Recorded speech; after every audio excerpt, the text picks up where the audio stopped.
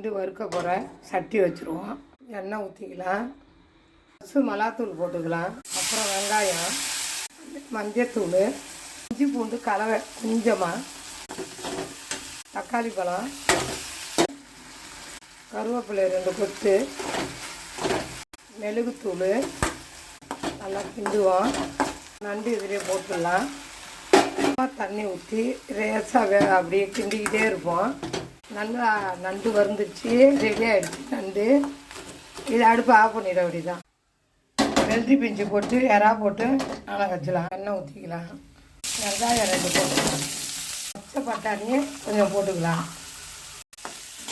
இறா கொஞ்சம் போட்டு வறுக்கலாம். தக்காளி சின்னதாக 2, வெள்ளரி பிஞ்சு ஒரு 2, மிளகாய் தூள் கொஞ்சம், மஞ்சத்தூள் கொஞ்சம், உப்பு, கொத்தமல்லி. வெள்ளரி பிஞ்சு குழம்பு ரெடி. பாருங்க, சூப்பராக இருக்குது.